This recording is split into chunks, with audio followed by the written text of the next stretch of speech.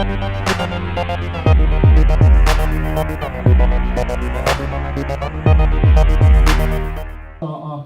press conference, and firstly what we'd like to do is just play you a quick 2-minute DVD if you'd like to watch the main screen.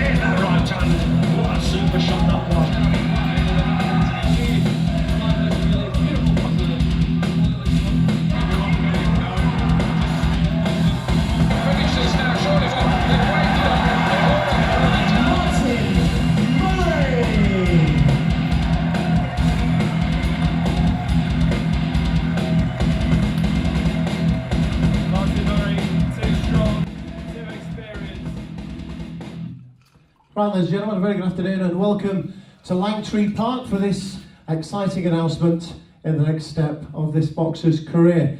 What I'll very quickly do is just introduce you to the top table. Firstly, on my far right is Andrew McHale. He's manager and business advisor to Martin. Nearest to me here is Hatton's director of boxing, Mr. Richard Poxon. He's to host the conference in just a second. And the reason why you're here this afternoon, the man in the middle, he's had a great 7-year professional career. He's entered the ring 28 times as a professional boxer, got a great record of 26 victories, 11 by the way of KO, 3 inside the first round as well. He's only got 1 draw, 1 defeat on his record, and he's the reason why we're all here this afternoon. Ladies and gentlemen, I should please welcome Martin Murray.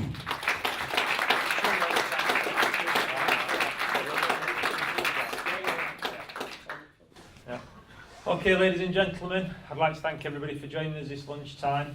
A couple of things before we start. I'd like to thank the management and staff of St Helens Rugby Club, Langtree Park, for letting us host it here and using their fantastic facilities. Secondly, just a quick one, Ricky's apologised that he can't make it today due to illness, so he won't be joining us. And what we're here to listen to today and hear all about is a big opportunity that's presented itself for Martin Murray on February 1st in Monte Carlo. Martin will challenge for what will be the vacant WBA middleweight title against Australia's Jarrod Fletcher at the Saudi Etoile, which is in the Monte Carlo, and it will be supporting the main event, which will be the super champion Gennady Golovkin against Adamo, which again is a great fight. Everybody who knows boxing and middleweight boxing, you know there's 3 or 4 names right at the top of the tree. There's Golovkin, Martinez, Martin, not Darren Barker now, maybe Felix Stern, and 1 or 2 others. So to have 2 on 1 bill is absolutely a fantastic achievement for everybody involved, and it'll make for an absolutely fantastic show. I'll just quickly, because a lot of people are asking us about tickets. Tickets are very expensive. They start at €150 and they will be available to buy through the box office here. We originally asked for 150 tickets and we've doubled that request, but I've not heard back yet on whether or not that's possible, but we will keep people in touch with what's happening there. Jarrod Fletcher, a very, very good operator from Australia. Unfortunately, probably people here know him for the one blemish on his record, which was against Billy Joe Saunders when he just got caught and done in the second round. Since then, he's reeled off 5 really good wins, and he's the man who's the WBA Executive Committee have said Martin has to face to win the vacant title. So I'll pass you over to Martin, who'll tell you a bit about the fight, tell you a bit about his thoughts on Jarrod Fletcher and his preparation for the fight. Yeah, thanks to everyone for coming. Looking forward to this fight. Obviously been unlucky twice before, and I'm just made up that I've got this opportunity now on February 1st. The lad I'm fighting, Jarrod Fletcher, he's a good kid. I've not seen that much of him, to be honest with you, but we're going to get working on that now that we know definitely that we're going to be fighting him.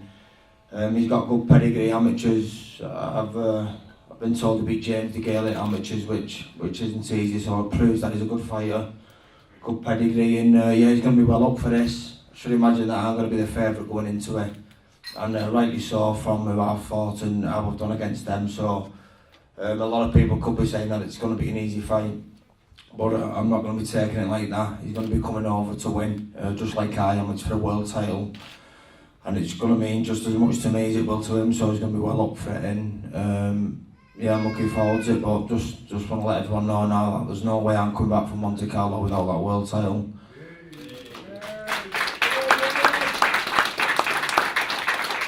It's coming back with men, it's coming back to the St Helens, and it's as simple as that.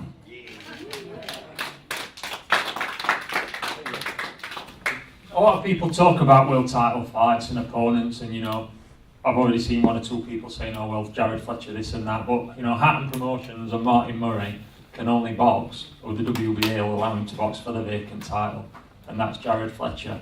And the one thing, I can't give you many certainties in life, but the one I can give you is Jarrod Fletcher will be coming to that fight and coming to Monte Carlo with every single intention of taking the world title back to Australia. So at this level, you're talking your percent difference between the different champions and the contenders. So don't anybody be under any mistake that this is a walk in the park or he's just got to turn up. That's how people slip on banana skins and come back with nothing. This is a proper fight for a proper world title. And Jarrod Fletcher won't be thinking about money or opportunity. He will be training now as we speak somewhere with the sole intention of beating Martin Murray on February 1st. So it's a great fight on a great prestigious bill, and it'll give people up close and personal the chance, whether watching it on TV or lucky enough to be there on the night, to compare Martin against Golovkin. People have seen Martin against Stern, Martin against Martinez. Now Martin and Golovkin will be boxing maybe half an hour apart, and it'll give people that opportunity to rate who they think's the best and go on from there. So that's basically it on the fight and where it'll be. So if there's any questions anybody's got for Martin, we're open to the floor. 8 months of frustration going into this camp for this fight, yeah? Yeah, it is. Obviously fighting in April on such a massive show, and then have everything happen what's happened to me over these past couple of months, it has been frustrating. The performance on Saturday didn't reflect myself or my team in any way whatsoever. It was very flat, and the most important thing about Saturday was just getting the win. But yeah, that's done that now, all that aside, and I'm just going to carry on everything straight through to February 1st. There is a lot of frustrations going into it, but it's all going to be put into a positive form, and I'm going to put it into good use on 1st of February. When you start camp? To be honest with you, I've not really stopped since June. Maybe that could explain why I was shockingly flat on Saturday, but just having a wind down now, just recovering proper. Got a great new team on board who's helping me do all that. So just having a week of recovering, and then we're just going to hit it again from next week. So gives us 6 weeks, and yeah, that'll be plenty enough time. You've got 2 cracks in the title already. Being the favourite for this one, does it affect or alter your way your approach as well? Not really. To be honest with you, every fight I always train hard, regardless of who it is or who I'm fighting.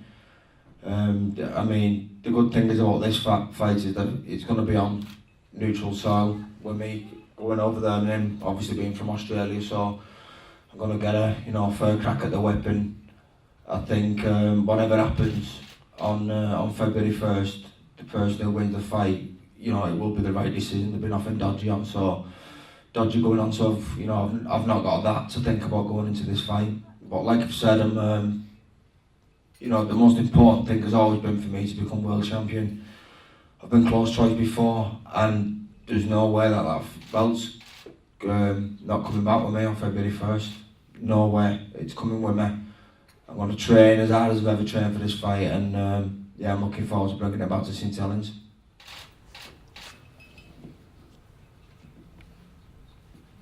Anybody else?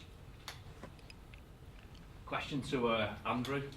What was your assessment of Martin's health leading up to his last fight, and do you think he'd 100% recovered from the virus yet? Well, that's a good question actually, because Martin's been very diplomatic how he's answered that. But it's obvious to me, because I speak to Martin on a daily basis and see him probably 3 times a week.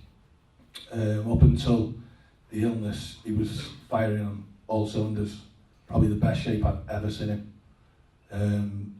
The virus struck him, and that took a hell of a lot out of him. I don't want to sit here and make excuses like Martin probably doesn't want me to, but he had 2 massive doses of antibiotics.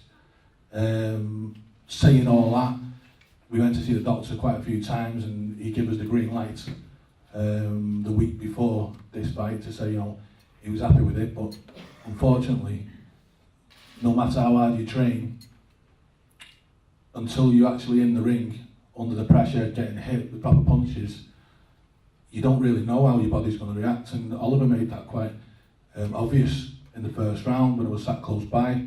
Oliver said, how's your body feeling in the first and the second round? And I think, I know from after the fight, Oliver was worried. Oliver was worried a little bit, like he wasn't himself. And we can all see that, because you've seen 2 probably of the best performances you're ever going to see from middleweight in this country against Sturm and Martinez. And really, the question that you mentioned before about Jarrod Fletcher, this guy's coming to win. Well, nobody knew Martin Murray's name before he went to Sturm.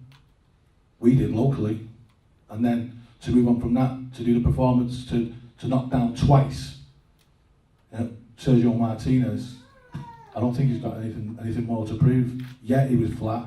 Yeah, there's a reason why, but I'm 100% positive, come the 1st of February, you'll see the greatest and the best Martin Murray you'll ever see. Martin, assuming you win, which obviously we all hope that you do, you've got 1 draw or 1 loss. Would you like to avenge those decisions? Definitely, speaker. I mean, I've got to be honest with you. I think the Martinez one's just a no. I don't think that's ever going to happen again. He's made it pretty obvious from the fight that he's not even entertaining him, so I don't think that's going to happen. But now that Sturm's the IBF, if all goes well, I'm going to be WBA world champion on February 1st. And we did get a draw, that is unfinished business, and I think that a fight between me and Sturm does make sense. So that's definitely a wrong I'd like to put right. And like I said, hopefully all goes well on February 1st, and then I can look at them type of fights.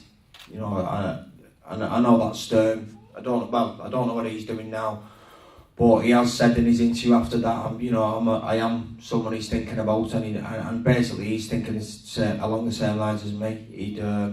There's a blemish on his record that he wants put right. So hopefully next year they're the type of fights he can be involved in. But first and foremost, I've got to get past Jarrod Fletcher on 1st of February.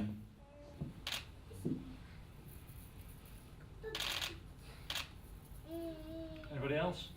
You mentioned that we'd be able to compare Golovkin to Martin with them fighting half an hour apart. Is that a fight that they maybe look at in the future if you're gaining the WBA title? There's a big chance, yeah. There's only so many kids at that top level. Like Martin's just mentioned about Sturm. Sturm's in a a tricky position for a bit, and he'll not. I've got a very good relationship with Carson at Youth for Sport, but they're tied into a rematch clause with Darren Barker, and until Darren decides, you know, rightly what he wants to do once he's recovered, I believe he's having an operation, I think this week or next week on his hip.